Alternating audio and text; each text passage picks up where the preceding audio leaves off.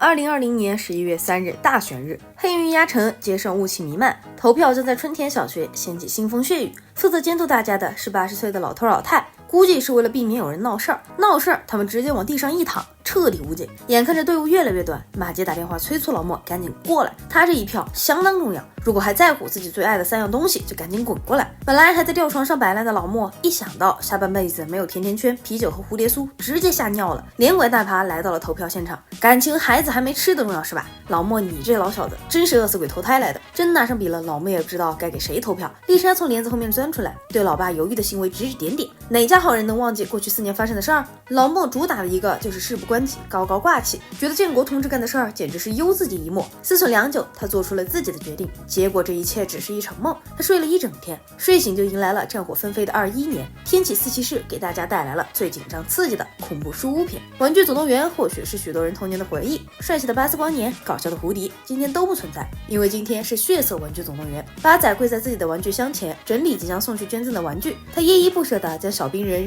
扔進了攪拌機，把他們攪成了一灘水以後，餵給了熟睡的老爹。接着他又去爆破了托馬斯小火車，套娃摧毀了其他的玩具，還把亞伯的車給拉進了家裡。在他削平玩具的头时，饶是老莫都不敢靠近這春田大魔王。整理好玩具箱後，馬杰問他喜不喜歡和自己的玩具們說再見。八仔表示當然了，自己可是很乖的好孩子。馬杰很是欣慰，給他送上了新的禮物——放射俠人物模型，並且還是帶真輻射的那種。他貼心的讓老媽遠離這個，轉頭就準備惡搞老爺子。他前腳剛走，後腳放射俠就活了。他聽到了2人剛才的對話，開心地說自己終於有一個善良又可愛的主人了。殊不知黑暗已經降臨。一旁的阿可玩偶告訴新來的，太天真不是好事兒，就是因為那個熊孩子，自己的老兄傑克都不敢從盒子裡鑽出來了。阿可拉着輻射俠給他看更多的證據，玩具上的大家幾乎都是殘的殘，缺的缺，而他就是下一個受害者。果不其然，這熊孩子角色扮演假着微波爐裡有炸彈，將他塞了進去，高溫導致輻射俠的眼珠爆裂，皮膚溶解。死亡前他說的最後一句話是復仇。其他玩具們厚葬了化成一灘水的輻射俠，決心一起反擊，給這熊孩子點顏色瞧瞧。夜晚等所有人入睡後，玩具們開啟了復仇計劃。他們拖着睡着的八仔來到了玩具亂葬崗，醒来的八仔掙脫不了束縛，只能面對自己的玩具們都活着的事實。阿可決心拿出小丑的拿手絕活，對他進行殺戮惩戒。八仔慌張地說，早知道他們是活的，自己絕不會這樣。眼鏡仔忽然鑽出來道，你小子對我也很糟糕呀。緊接着就是玩具們如雨點般砸下来的拳頭，八仔就这樣被活生生给改造了。麗莎發現時，他已經變成了發條玩具。老莫他們趕緊帶着兒子去了醫院。醫生看着手上的片兒，嘆為觀止，能制造出八仔人偶的肯定心靈手巧，而且構造很清晰，並且用料分工合作。說實話，沒救了。其實失去了靈魂的八仔，最終被玩具們當做了玩具，迎來了他終結的命運。第2個故事發生在核電廠，老莫一如既往在控制睡大覺，直到被電話叫醒。今天是萬聖節，大家需要糖果。老莫定睛一看，我去，糖果只剩下糖果紙了。他調出監控一看，發現是自己管不住馋癮，全給炫乾淨了。期間甚至還因為糖分攝入過多而暈厥，被送去醫院。感覺自己又行了的老莫繼續苦苦吃，吃吐了還要補償自己一只烤雞，可以說相當誇張。現在他得想辦法搞到糖才行，不然惡霸3人組來的時候不好交差。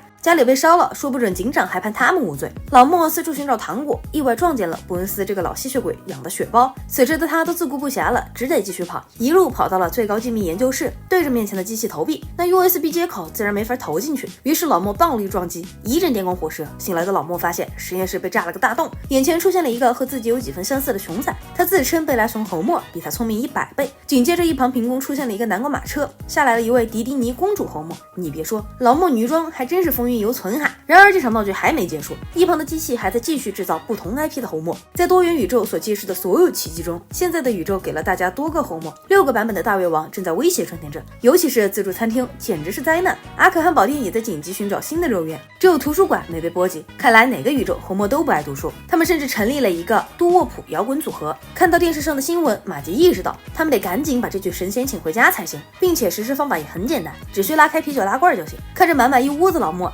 亞伯興奮極了，希望他們來和自己擁抱一下，隨便誰都可以。結果亞伯遭到了殘忍的拒絕。等人到齊，麗莎開口，她認為產生多個侯莫的原因和那道天體能量的量子閃光有關，或許是太枯燥了。超級侯莫一頂，天空中就降下了許多的甜甜圈。迪迪尼侯莫給孩子提議用唱的，人們或許更好理解。說完就一展歌喉，好啊，有版權就是不得了。麗莎妥協了，拿過她的仙女棒一揮，告訴父親，她在時空撕開的一個裂縫，將其他維度的侯莫滲透進了自己的宇宙。被歌声吸引過來的內德，1秒就被侦探侯莫給打穿了頭。日漫侯莫則是在吃飯時中耳病發作，以為自己和李杰大戰了18回合。馬姬本來為一個老公就煩，這下是煩上加煩。八仔太迫不及待了，很想看看一堆老爸進廁所的樣子。老莫正想趕走兒子，忽然畫風突變，麗莎告訴他，根據哈蘭的循環敘事法則，他們所有人回核電站制造出創造他們的大爆炸，就能回歸原點。要是不回去的話，他們會一個接一個的死去。此話一說，紅妹們趕緊回到了核電廠，一人拿了2毛5的硬幣，正準備操作時，大反派伯恩斯登場。如此快速獲得廉價勞動力的方法，他可不能白白錯過。紅妹們此時鬥志昂揚，1對6還打不過你這個死老頭。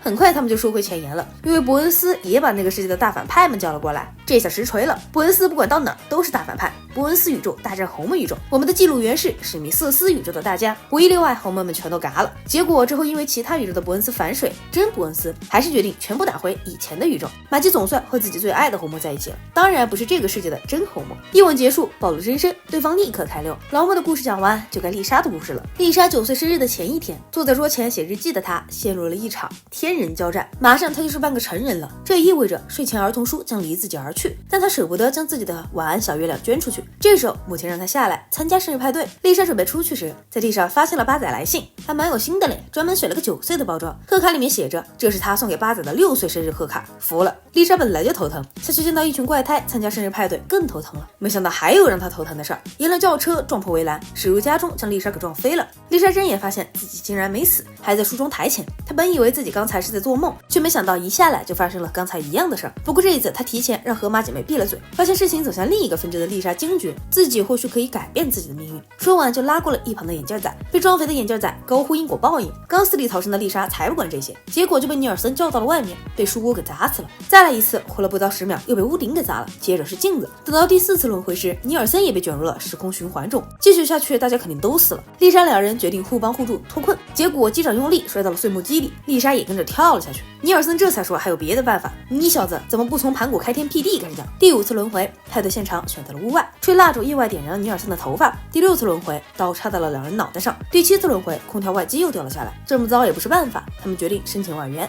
那就是漫畫男。閱览群書的他对於時空循環的了解可謂是易如反掌啊。他可以幫助倆孩子，但是需要代價。尼爾森早就準備好了，加蛋培根早餐卷，因為這不是他們第1次來找漫畫男了，真要算已經是987次了。漫畫男告訴他們，有一部作品的方式是待人和善，另一部是拯救鯨魚，這些麗莎他们都試過了。漫畫男給他們提了最後一個辦法，像超人和蝙蝠俠一樣互幫互助。麗莎的超能力是洞察，他覺得他們應該去找到尼爾森的父親。尼爾森覺得太麻煩了，不如直接把吉爾殺了，打破第1個循環的開始。100針下去，吉爾撞到了樹上，看來循環被打破了，兩人也要回到自己的時空了。麗莎很感謝尼爾森的幫助，不然自己也過不上9歲生日了。一回家，他就告訴母親，自己今天上了寶貴的一課，人生在世，沒有哪天是完美無瑕的，所以要活在當下。看來麗莎終於能順入下一天了。不對，等等，拉爾夫，你頭怎麼和屁股在同一邊？以上就是本期的全部內容，這裡是草泥影院，感謝觀眾朋友們的關注和支持，下視頻我們再見。